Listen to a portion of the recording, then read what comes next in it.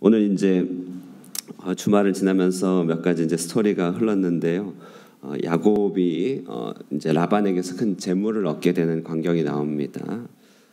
양들을 이제 구획하고 고향으로 돌아가겠다는 계획을 결심하자 라반이 이제 재산을 계수하라, 정산하자 이렇게 얘기합니다. 그래서 야곱이 자신에게는 점 있는 것, 아롱진 것, 염소와 양을 자기의 것으로 두겠다. 이렇게 하니까 이제 라반이 대단하죠.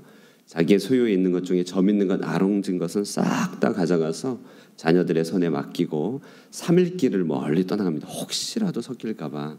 그런 사이 이제 야곱은 나름 또 꾀를 내어서 신풍나무, 살구나무 껍질을 벗겨서 흰대를 이렇게 보게 하고 양과 염소들이 와서 교미하게 하여서 그것을 보면서 이렇게 물을 먹고 교미하게 할 때 그걸 본 양들은 이제 검은 것, 아롱진 것 이렇게 나도록 하는 그런 전략을 택합니다. 그런데 이제 그렇게 보게 했기 때문에 검은 것, 아롱진 것이 난 것이 아니라 그냥 정말 기적으로 그런 이제 종자들이 많이 나게 된 것이죠.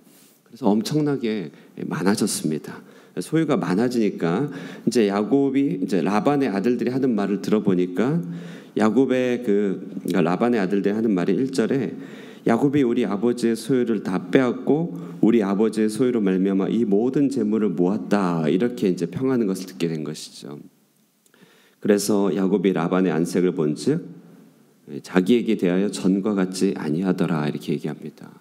상황과 형편이 달라진 것이죠. 사람의 안색이 달라짐을 통하여서 야곱은 위기를 느꼈고 큰 이제 그 코너로 몰리는 경험을 하게 됩니다. 이때 이제 하나님이 나타나셔서 이제 너는 돌아가라, 너의 고향으로 돌아가라. 이제 이 말씀을 듣는 장면이 오늘 본문의 이제 출발입니다. 자, 오늘 그 야곱에게서 이제 먼저 살펴볼 것은 야곱의 삶에 나타나는 이런 표현을 좀 쓰고 싶은데요. 축복의 비대칭성이라고 해야 될까요? 무슨 말이냐면 야곱의 일대기를 잘 보면 야곱은요 그 출생부터 이렇게 붙잡는 자, 갈망하는 자였죠. 야곱은 정직하지 못하였습니다. 야곱은 꾀가 많았습니다. 대표적인 사건이 팥죽 한 그릇으로 장자권을 사는 이와 같은 정말 기발한 아이디어의 사람인데 정말 그 생각하는 것들이 장깨가 많았죠. 그는 아버지를 속였습니다. 그리고 고생 가운데서 외로운 길을 걸었습니다. 라반의 집에 이르자 그는 정말 속고 속이는 관계를 겪게 됐죠. 그래서 원치 않은 레아를 부인으로 맞아들였고 그 결과 4명의 부인을 얻게 되었으며 그 부인들 속에서도 끊임없는 다툼으로 그는 불화한, 행복하지 않은 가정생활을 영위하였습니다. 자, 그러므로 야곱을 가까이서 보면 그는 고생한 사람, 또 그는 속이는 사람, 성품이 온전하지 못한 사람, 축복이 없는 것 같은 사람처럼 보입니다. 그런데요, 멀리서 보면요, 어떻게 되냐면 멀리서 보면은 그 야곱의 그 모든 고통과 모든 속임들 가운데서도 야곱의 삶은 점차로 쌓이고 많아집니다. 그의 아들이 12이 되죠. 이를 통하여 12지파의 족장의 구획이 생겨납니다. 족장의 어떤 지도가 그려지는 것이, 그리고 이렇게 속이고 또 속는 관계 가운데서 하나님은 그에게 재물을 충분하게 주심으로 그의 부가 풍성하게 해주죠. 가까이서 보면 그는 고생하고 하나님을 등진 삶을 산 것 같지만 멀리서 보면 계속해서 하나님으로부터 채워짐이 있다는 것입니다. 자, 이것이 이제 축복의 비대칭, 야곱에게서 나타나는 축복의 비대칭이라고 제가 표현하는데요. 자, 이런 모습들이 이제 출애굽기에서 모세가 하나님을 만날 때 한 장면을 통해 상징화됩니다. 뭐냐면 타지 않는 불꽃 가운데 있는 떨기나무죠. 떨기나무는 광야에 볼품없는 관목입니다. 쓸모가 없어요. 제목으로도 쓸모가 없고 그냥 잡초같이 펼쳐진 관목 더미에 불과합니다. 그런데 하나님께서 모세를 부르실 때 그 떨기나무 가운데서 타지 않는 형편으로 등장하십니다. 그래서 하나님의 존재를 알리시거든요. 무슨 말이냐면 야곱의 일생은 관목더미, 광야에 있는 볼품없는 관목더미와 같습니다. 그러나 하나님께서 그의 삶에 임재하여 주셔서 불꽃을 붙여주심으로 그의 삶은 족장이 되고 번성해지고 충만해지더라는 것이죠. 이것이 타지 않는 불꽃 가운데 나타나신 떨기나무의 모습인 것입니다.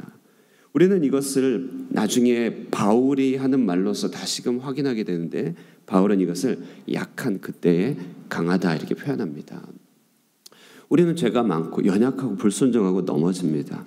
우리는 아무리 하나님께 도달하려고 하고 의를 이루려고 하지만 우리에게서 보여지는 것은 율법의 기준에 이르지 못하는 우리 자신을 보게 됩니다. 우리는 결과적으로 하나님을 속이는 자고 하나님께 이르지 못하는 약하디 그지없는 자들이죠. 그러나 우리의 약한 그때에 하나님께서는 우리 가운데 임재하셔서 당신의 계획과 목적으로 채우시고 당신의 충만한 것을 주시더라는 것입니다.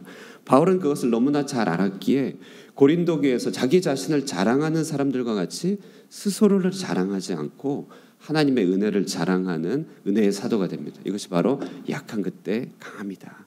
이것이 우리의 믿음의 정수입니다. 우리를 구원하시는 것은 오직 은혜라고 하는 것이죠. 우리는 은혜가 이끄는 힘으로 살아갑니다. 은혜가 우리의 출발이고 은혜가 우리의 기원이고 은혜가 우리의 어떤 그 원인입니다. 에베소서에서 말합니다. 너희는 그 은혜에 의하여 믿음으로 말미암아 구원을 받았으니 이것이 너희에게서 난 것이 아니요 하나님의 선물이라 이렇게 얘기하는 것이죠. 그러므로 은혜를 의지하는 자는 자기의 힘을 의지하지 않기에 그는 점점 기도합니다. 은혜를 의지하는 자는 자기의 힘이 이루지 못한다는 것을 알기 때문에 그는 점점 말씀과 기도의 사람, 은혜의 방편을 붙든다는 것이죠. 모든 일을 행하기에 앞서서 기도가 앞서지 않으면 아무것도 이루어지지 않는다는 사실을 너무나 잘 안다는 것입니다.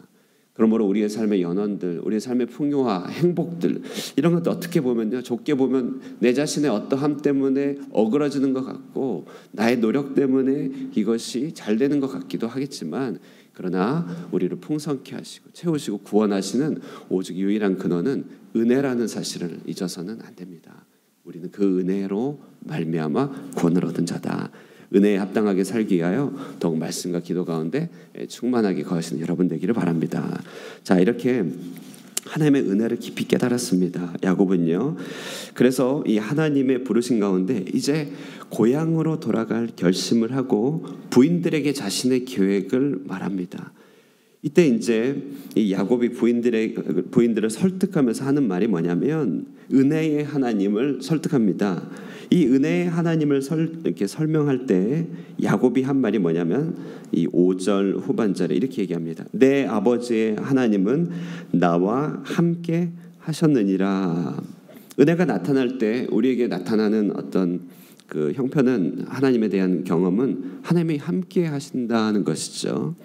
이렇게 은혜로 이끌어 주시는 그 손길, 그것을 하나님의 함께 하심으로 야곱은 고백하는데 이 하나님의 함께 하시면 어떤 일이 우리에게 나타날까요? 그것은 바로 우리의 분깃을 지켜주시는 하나님을 경험하게 된다는 것입니다. 6절에서 7절 말씀 한번 볼까요? 그대들도 알거니와 내가 힘을 다하여 그대들의 아버지를 섬겼거늘 그대들의 아버지가 나를 속여 품삯을 10번이나 변경하였느니라. 그러나 하나님이 그를 막으사 나를 해치지 못하게 하셨으며 이렇게 말합니다. 우리는 라반과 야곱의 모든 관계들을 다 알 수 없지만 오늘 본문을 통해서 보건대 라반은 정말 악덕 기업주였던 것입니다. 사람의 을된 형편, 사람의 어떤 어려운 형편을 볼모로 삼아서 그를 아주 활용하는 이런 정말 갑질의 대명사가 라반이었던 것이죠. 수많은 일을 하였지만 노동의 착취가 있었음을 우리는 보게 됩니다. 그러나 야곱이 하는 말이 뭐냐면 하나님이 이같이 그들의 아버지의 가축을 빼앗아 내게 주셨다 이렇게 고백합니다. 그러니까 야곱도 아는 것입니다. 자신이 한 어떤 신풍나무 살구나무 껍데기를 보여줘서 이 검고 아롱진 것이 많아진 것이 그것이 자기 계획과 깨에 의한 것이 아니라 하나님이 자기를 보호하고 지켜주시는 자기 분깃을 지켜주시는 자임을 잘 알았다는 것이죠. 자, 그러므로 9절에서도 이렇게 얘기합니다. 하나님이 이같이 그대들의 아버지의 가축을 빼앗아 내게 주셨느니라 이렇게 얘기합니다. 하나님의 은혜로 말미암아 분깃을 지키시는 하나님, 그가 모든 부당한 간섭과 탈취에서 자기를 보호하시고 자기에게 예비하신 분깃을 채워주셨다 이렇게 얘기하고 있습니다. 자, 이러자 이제 딸들이 뭐라고 반응하냐면요. 딸들은 이제 14절부터 얘기하죠. 라헬과 레아가 라헬이 앞서 나오죠. 여전히 야곱의 마음에는 라헬이 앞에 있나 봅니다.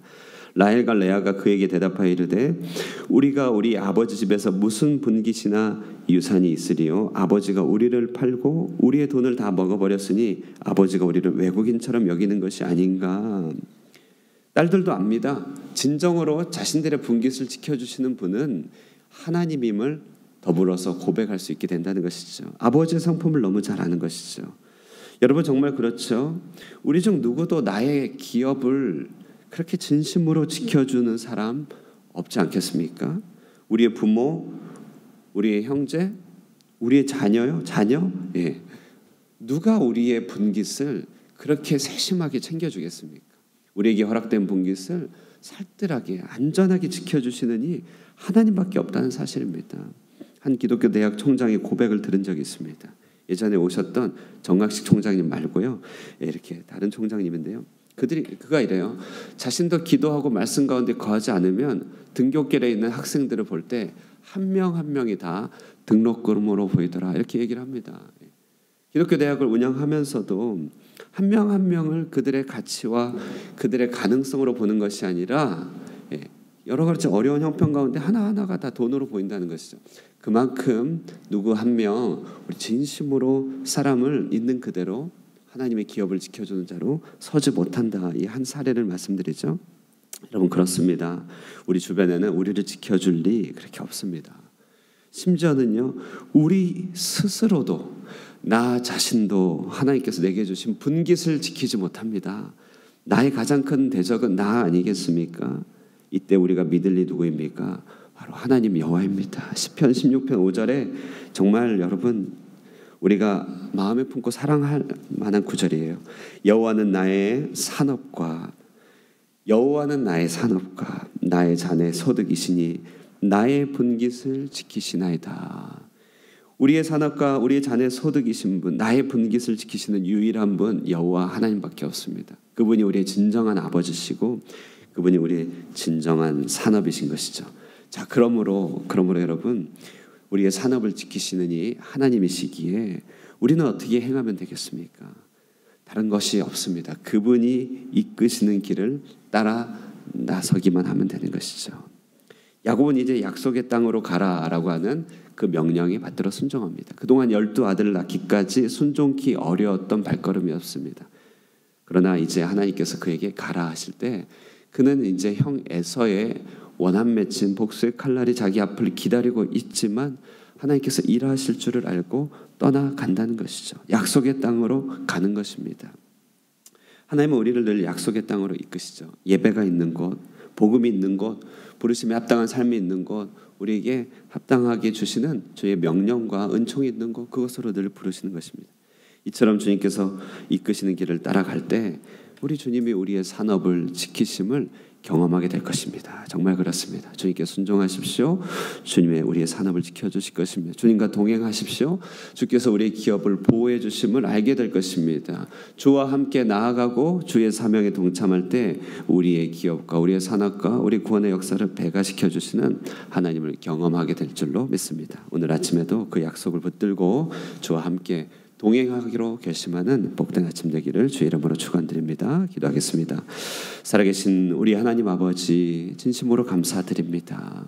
우리를 구원하시며 우리를 축복하심이 우리의 행한 바 의로운 행위로 말미암은 것이 아니요 오직 하나님의 은혜에 기인한 것임을 생각해 보게 됩니다. 주님이여 그 은혜만이 우리를 구원하시고 그 은혜만이 우리를 풍성케 하시고 그 은혜만이 우리를 새롭게 하시오니 오늘 아침에도 기도 가운데 주의 은혜를 구하게 하여 주시고 하나님의 은혜의 구름이 우리의 삶을 이끄는 삶을 늘 항상 살아가도록 기도의 줄기를 놓치지 않게 하여 주시옵소서.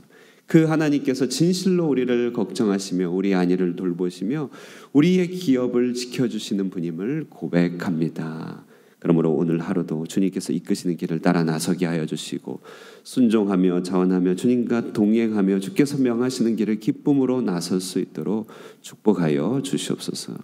여러 가지 부당한 일들과 어려운 일들 가운데서도 마음에 낙심치 않게 해주시고 내 기업을 지키사 세상의 악함으로부터 탈취하여 다시 내게 돌려주실 하나님의 충만한 은혜를 기대하며 오늘 하루 믿음과 기쁨 가운데 살아갈 수 있게 해주시기를 간절히 바라고 살아계신 예수님의 이름 받들어 기도드리옵나이다. 아멘. 우리 분깃을 지켜주시는 하나님, 그 약속 안에서 기도하기를 바라고요. 우리 하늘 꿈을 향한 하나님의 분깃을 기대하고 소망하면서 주여 우리에게 허락하신 분깃이 우리에게 주어지고 그 분깃에 합당한 삶을 살아가는 하늘꿈 교회 되게 하여 주시옵소서. 우리 함께 합심하여 기도하고 또 우리 성도들 위하여 기도하고 중보기도하고 돌아가도록 하겠습니다.